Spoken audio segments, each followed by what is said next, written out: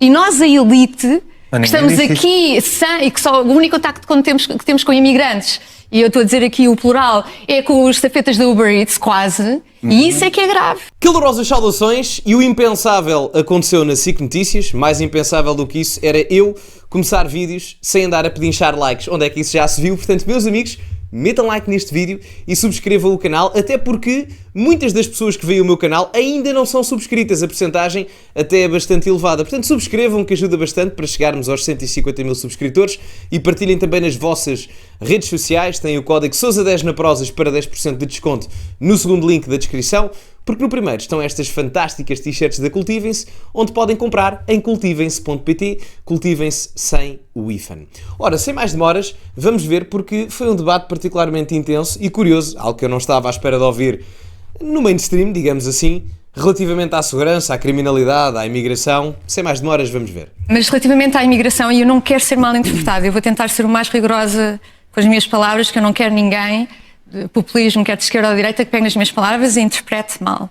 É muito perigoso, isto na minha opinião, referir este diálogo com a percepção, que é muito comum cá em Portugal como nos Estados Unidos, que o eleitorado está preocupado com a migração, que normalmente é aquele que é mais vulnerável economicamente, é nativo, é autóctono, é mais vulnerável economicamente e está muito preocupado com a imigração e quer, não me interrompas, e quer maiores limites. Eu acho que é complicado descrever essas pessoas como sendo estúpidas, ignorantes, racistas, não sabem ler os números, e num regime... Ninguém disse isso aqui, pá. É no fundo que a percepção não é alinhada com a realidade e a realidade é representada em números. E é verdade, num sistema liberal... Não, mas repare, se as pessoas não são estúpidas, não então são ignorantes e não conhecem os números e não acreditam. Mas então deixa-me só... Eu só quero referir aqui que eu penso num sistema liberal democrático em que os líderes políticos de facto devem usar números e estudos para basear a sua política. Eu também não preciso esquecer que normalmente estudos, estatísticas e dados, e eu sou investigadora, digo sempre isto aos meus alunos, podem normalmente sofrer de quatro grandes vícios, vá lá. Podem ser manipulados, podem ser incompletos, podem ser mal interpretados e podem ser descontextualizados. Isto é altamente verdade. Isto é altamente verdade. Aliás, isto estuda-se. Qualquer pessoa que estude ciências sociais, creio eu, não terei todo o curso de ciências sociais que existe nesta vida, mas particularmente quem estuda áreas de comunicação, que no caso foi o meu caso, isto é-nos dito e é-nos ensinado logo desde uma tenra participação académica. Isto estuda-se, por exemplo, se eu não estou em erro, com Bourdieu, Tocqueville, etc. Até numa simples sondagem é possível fazer essa manipulação. Imaginem, portanto, com casos mais amplos, mais macro, no caso de segurança, criminalidade e etc., onde se calhar a abrangência daquilo que serão as questões em termos das pessoas que vamos perguntar ainda é superior. E não é difícil fazê-lo, porque imaginem, se eu procurar uma determinada resposta, imaginem que o meu preconceito, seja ele qual for, a beneficiar um argumento pró-imigração ou anti-imigração, seja ele qual for, de um ponto de vista neuroaxiológico académico, a minha intenção é provar um ponto anti ou pró de alguma coisa. A pergunta que eu faço no estudo às pessoas que a vão responder já está condicionada, eu posso fazê-lo, condicionada de modo a eu ter o resultado que pretendo obter com esse mesmo estudo. E é daí que vem a manipulação. Depois, a descontextualização pode também estar relacionada com a pergunta ou uma interpretação volátil dos dados. Eu vou-vos dar um exemplo de mais simples, como é que os dados, não tanto em termos sociais, a economia é uma ciência social, mas pronto, é com números, não é com pessoas. Mas em todo o caso, em termos económicos e financeiros, por exemplo, eu posso dizer que a dívida pública aumenta e baixa ao mesmo tempo. A dívida pública pode aumentar em termos absolutos, mas pode baixar em termos percentuais do PIB, não é? Eu posso dizer as duas coisas e no final do dia são as duas verdades, não é? No caso da imigração e da criminalidade, há outro aspecto, a nível da manipulação dos números, ou da possível manipulação. É que há poucos meses atrás saiu uma notícia, creio que na altura do jornal Sol, que dava conta que haviam polícias a queixar-se de que os dados do RASI não estavam a enunciar ou a identificar as nacionalidades das pessoas que cometiam os crimes. Ou seja, estavam a esconder. E a questão é, as pessoas podem dizer, mas isso é propaganda da polícia. E eu pergunto, ok, tudo bem, é a opinião, válida, temos é que fazer um estudo para comprovar quem é que tem razão. Se a polícia que se queixa que as nacionalidades não são mostradas, se quem faz os estudos, ou neste caso quem registra os crimes, no caso no RASI, não está a manipular. Portanto, tem que se fazer um estudo, uma auditoria para ver quem é que está correto nesta história toda. Agora, uma coisa é verdade. Neste momento, não abona muito a favor o argumento de não são manipulados os números. E porquê? No Reino Unido, neste momento, existiu essa manipulação. O atual primeiro-ministro do Reino Unido, o Keir Starmer, neste momento está numa polémica brutal porque está a ser acusado, e já se sabe que manipulou e tentou encobrir casos de crimes gravíssimos cometidos por gangues estrangeiros para não ser acusado de racismo e islamofobia e afins. Isto é particularmente grave. E o Samuel Huntington falava disto. É a teoria da vizinhança, não é? O que normalmente acontece politicamente, socialmente num país, posteriormente acontecerá nos seus países vizinhos. O Reino Unido não está longe, a realidade é essa. Portanto, normalmente o que acontece na Europa chega a Portugal. E, infelizmente, serve para o bem e para o mal. No caso, para o mal. Com isto não estou a dizer que está a acontecer uma coisa ou outra. O que eu estou a dizer é que no final do dia é preciso fazer-se uma auditoria. Agora, há muita gente que se calhar não a quer fazer. Perguntar-me-ei porquê. Num regime fascista e comunista, normalmente o primeiro stalinista, o primeiro... Eu estou só a utilizar o termo que utilizei. O primeiro vício prepondera. Em liberal-democracia, em que há agências independentes, normalmente os outros 3 vícios preponderam. Os dados são incompletos, descontextualizados e mal interpretados. E eu penso que o ponto de partida de um líder não é achar que as populações que estão a expressar preocupações, nomeadamente se sendo elas mais vulneráveis. E os políticos e comentadores normalmente não vivem nas periferias, vivem em Capodorique, na Lapa, em Alvalade, não estão a viver as mesmas realidades que essas populações. O Passos Coelho mora em Massamá. É um pormenor, não é? É um pormenor interessante. E dizerem, não, estas populações vivem só de percepção, os números é que estão certos, sabendo que em Portugal, por exemplo, não existem números para fazer ou negar qualquer ligação entre imigração e, por exemplo, Estado Social ou criminalidade. Exemplo. Existe. Os estudos que são apresentados, por exemplo, para a contribuição para o Estado Social, normalmente não têm em consideração que as pessoas recebem mais apoios sociais quando? Na reforma, depois de reformar, e então nós sabemos, ou na infância, relativamente às escolas e programas de saúde.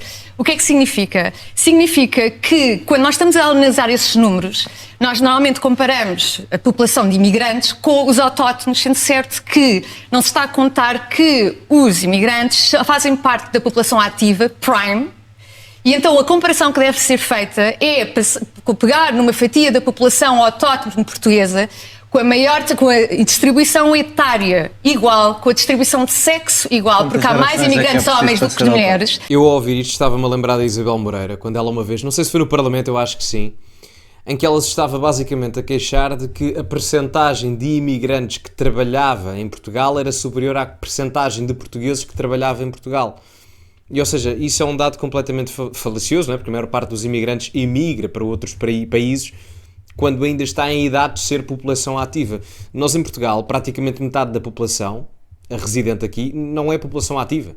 Nós temos à volta de quase 3 milhões de idosos, eu não tenho aqui os números à frente, mas é à volta de 3 milhões de idosos, não chega, mas é lá perto, e de crianças, e eu incluo as crianças, até aos 21 anos, no sentido em que ainda estão a estudar na faculdade, portanto nem toda a gente trabalha até aos 21 anos, são 2 milhões e tal de pessoas, à volta disso. Portanto, nós temos praticamente metade da população em Portugal a não ser população ativa, no caso, ou que não está a trabalhar no caso. Portanto, a comparação muitas das vezes é injusta. E eu creio que a Isabel Moreira, nesse statement, diz que cerca de 60% dos imigrantes trabalha. E a minha pergunta é, os outros 40% estão a fazer o quê? Eu, genuinamente, pergunto isto genuinamente, porque se a maior parte dos imigrantes imigra para cá em idade de ser população ativa, não há assim tantos reformados imigrantes ou tantas crianças reformadas imigrantes para conjugar 40%. Pergunto-me eu. Se calhar é, não sei, mas acho complicado, porque eu não tenho aqui os dados à frente, portanto, não quero dar aqui um statement vinculativo. Mas lança esta questão, não é? Os outros 40%. Correto? Acho que é importante percebermos isto. Porque é o Estado Social que está em causa, não é? As pessoas quando pensam nisto não é discriminação, não. Isto é a sustentabilidade de várias coisas, da segurança social, da saúde, da educação, das creches, das escolas, porque no final do dia todos temos necessidades ilimitadas, os nativos, os imigrantes de primeira geração, de segunda, seja quem for, mas os recursos em toda a parte do globo são escassos. É complicado, mas é a realidade. E ter em conta que, normalmente, quando os imigrantes, quando recebem a reforma que tiveram a descontar, já são cidadãos portugueses A maior nessa parte deles altura. não recebem porque se vão embora. Mas Está certo, mas também. Mas isto tudo Não, para é tu- dizer que não há análise Eu não de vou interromper, número. mas eu quero- Não há análise de números que esteja equitativa Porque relativamente aos estás a ignorar uma coisa, que uma grande Só uma contribuição dos questão. imigrantes, deixa-me só dizer isto, a grande contribuição dos imigrantes... Eu não estou a dizer que eles não contribuem. Não há é números. isso. É mudar a pirâmide demográfica. Por isso essa comparação não faz sentido, porque eles contribuem bastante para a segurança social, porque reequilibram a pirâmide demográfica, porque são mais jovens, têm mais Certo, filhos, mas etc. forças políticas preocupadas com coesão social, sim, mas isso é estabilidade outro e integração, porque nós Isso é sabemos outro que... debate. Não é porque... Esse é outro debate. Não, porque Que eu também acho tem a ver importante. com a Não é, estabilidade social e económica do país, e nomeadamente a questões de segurança. Por exemplo, relativamente à criminalidade, fala-se muito do RASI relativamente a 2023. Aqueles dados são completamente incompletos, são verdadeiramente incompletos para se analisar qualquer questão, porque, por exemplo, nós sabemos que lá 17% de pessoas em prisão são estrangeiros, o que quer dizer que eles até estão... Os imigrantes estão sobre-representados relativamente à quantidade. Mas já eram há 10 anos e há 20 quando eram muito menos, não é? Mas também não se fala que se esses números que são estrangeiros, não se fala quantos portugueses ali adquiriram cidadania e já contam como portugueses. Ou também, e tu estás a desvalorizar o problema de segunda geração e de imigrantes de terceira geração, é verdade que o problema de imigração é multigeracional. Principalmente na Europa, nós sabemos que imigrantes de segunda geração têm comportamentos diferentes ao nível de participação laboral, ao nível de participação no sistema educativo, ao nível da segurança social, ao nível de criminalidade. Vocês, se tiverem curiosidade, eu creio que foi no vídeo, quando aconteceu aquela tragédia na Alemanha, do acontecimento da Feira de Natal, em que houve aquele homem que atropelou não sei quantas pessoas, nós discutimos muito isso nesse vídeo, porque a maior parte do radicalismo na questão europeia, ou seja, os indivíduos que mais se radicalizam, que mais se vão assemelhar ou integrar organizações extremistas do ponto de vista religioso e afins, são imigrantes, no caso, de segunda e terceira geração, principalmente de segunda geração. O valor, eu se não estou em erro, vão ver o vídeo para verificar, mas a percentagem de imigrantes de segunda geração, pelo menos no caso alemão, que se radicalizavam para se juntar a organizações mais extremistas, radicais do ponto de vista religioso, 60% das radicalizações, no caso, assim é que é, eram de imigrantes de segunda geração, ou seja, os filhos dos imigrantes que chegaram ao país na geração anterior. O que é um dado particularmente curioso que nos leva a conjugar aqui os debates. Quando o Daniel Oliveira diz, mas isso é outro debate, a realidade é que não é, porque estamos a falar de coesão social que está inerentemente conectada às questões da sustentabilidade económica e financeira de uma nação. Porque a sustentabilidade da segurança social, por exemplo, implica que as pessoas ou uma população esteja toda a remar para o mesmo lado do ponto de vista de valores básicos e éticos de um ponto de vista medular.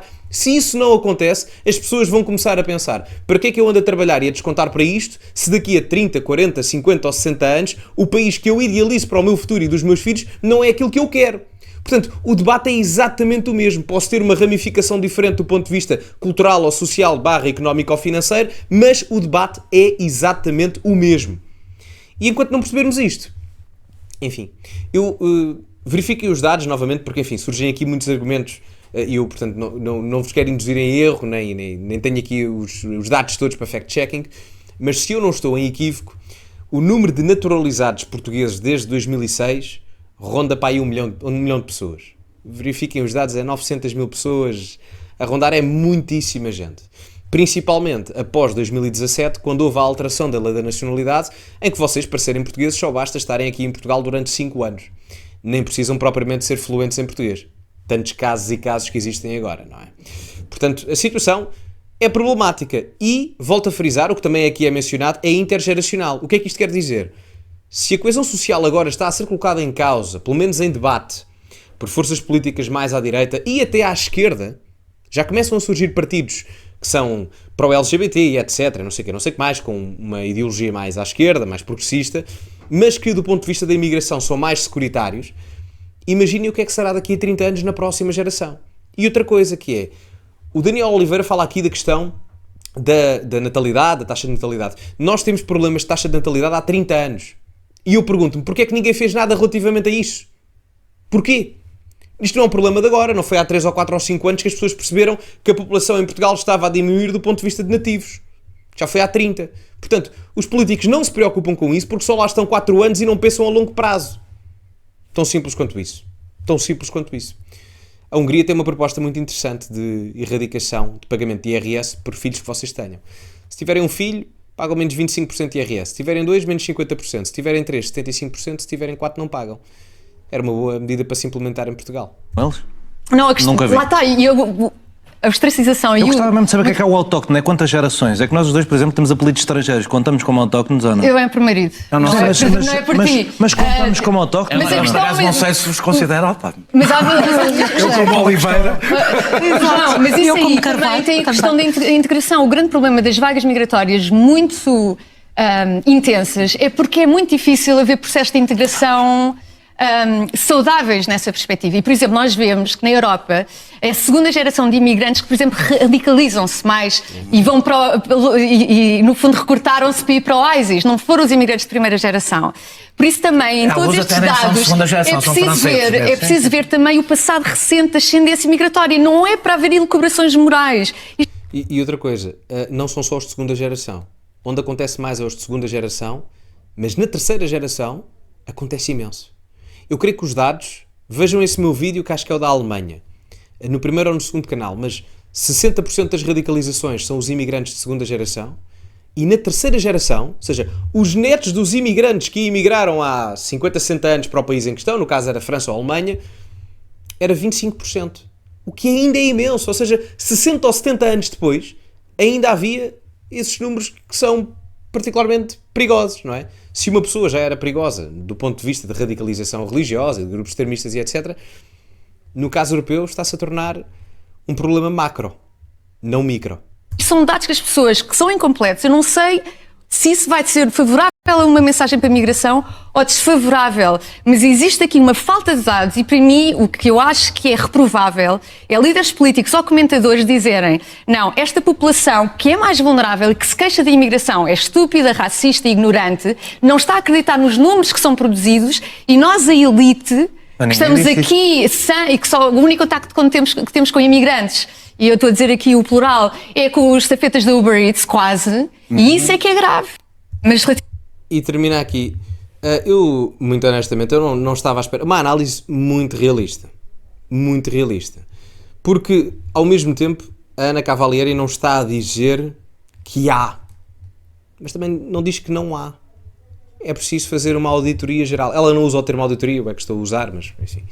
A auditoria geral à circunstância em si. Porque aqui em Portugal nós temos uma perspectiva diferente relativamente a isto. Ocultam-se muitos dados, aliás, propositadamente, ou seja, não há dados criminais do ponto de vista de separação a nível de etnias e afins, e o objetivo disso inicialmente era do ponto de vista de não fazer segregação ou não impulsionar a isso. Como acontece, por exemplo, no caso dos Estados Unidos. Portanto, há aqui uma perspectiva diferente relativamente a outras realidades do panorama ocidental. E é normal que agora haja questões relativamente a isso do ponto de vista de informação, do ponto de vista de exposição mediática, porque os problemas na Europa estão a surgir, não é? E não é propriamente positivo. E eu digo sempre isto, a imigração sempre existiu e sempre vai existir, faz parte do processo natural, económico e civilizacional até dos próprios países. Lisboa, por exemplo, sempre foi uma cidade cosmopolita, mesmo depois dos descobrimentos. Principalmente aí, Lisboa tinha mais de 10% da população, na altura atual, no século XVI, era imigrante. Mas a questão é, as fronteiras e os países necessitam, ou melhor, os países e as respectivas fronteiras necessitam de controle para a prosperidade económica, social, cultural e principalmente para a coesão social. Caso isso não aconteça, há as consequências gerais que estamos a ver agora no panorama nacional e europeu. Mas, enfim. Meus amigos, digam-me a vossa opinião nos comentários. Ficamos por aqui. Muito obrigado a todos. Metam like no vídeo e subscrevam o canal. Código Sousa10 na Prozis para 10% de desconto. No segundo link da descrição. No primeiro estão as t-shirts da Cultivem-se. Muito obrigado a todos. E como é habitual, acima de tudo, cultivem-se. E até à próxima.